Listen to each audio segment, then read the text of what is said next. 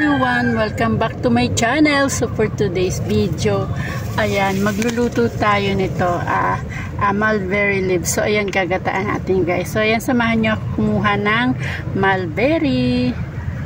Itasin lang natin siya ng ganyan. Ganyan lang guys. So ayan, pipigaan natin yan bago lalamasin natin sa konting asin. So ayan. Yan, diba? May pakinabang sa ating mulberry. Kasi kapag hindi natin gugulayin. So, titikman natin guys. Kasi nakita ko sa isang content creator na nagluto siya ng ganito. So, ayan, susubukan natin. Guys, ay napakasarap kasi walang preservative. Ayan, galing lang po sa aking garden. Gagataan natin siya. Yung gata natin ay fresh din. Kakayurin natin siya guys. So, ayan. Wow, ang tataba. Guys, at nakapitas na tayo ng mulberry. So, ayan, hihimayin po muna natin yan. At tatanggalin natin ang mga tangkay. So, ayan, meron na tayong nyog, ang ating sahog tuna, magic sarap, luya, bawang, sili, luya, tsaka bawang, tsaka yan, pangpaanghang. Yan. At meron din tayong asin. So yan guys, sisimulan ko na po munang linisin ang ating mulberry. Guys, ganyan, tatanggalin natin yung tangkay. Baka mapait siya guys eh. So yan, tanggalin natin.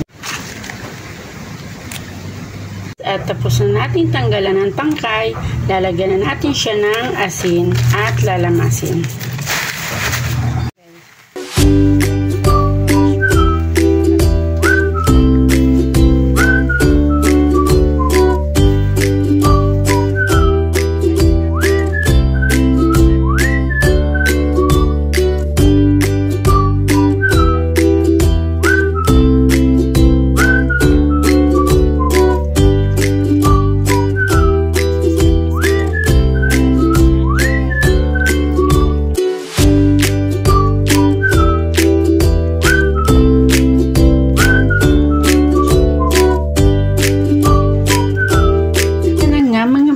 Pinagsama na natin ang ating luya, sibuyas, bawang, at ang siling green. So, ilagay na natin ang ating sahog.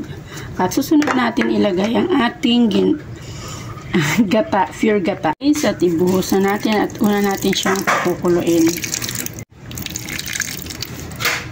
Isabay na rin natin ang ating asin. Ang pasarap, syempre.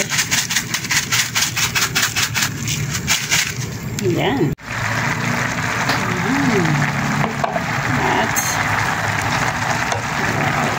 first time ko lang to guys makakakain. Try natin kung masarap. Sabi nila ay lasang talbos ng kalabasa. So ayan, titignan natin mamaya. Guys, ang bango niya guys. Kasi fresh ang ating gata at saka syempre ang ating gulay bagong pitas din. Wow. Yan nga mga mamshi, magpaparami tayo ng kain for today's video. Ayan na nga mga mamshi, nakaluto na tayo ng dahon ng mulberry or talbos ng mulberry at fresh ang ating gatang ginamit. Maraming salamat po sa panonood niyo sa akin at suporta. Maraming salamat at magandang buhay.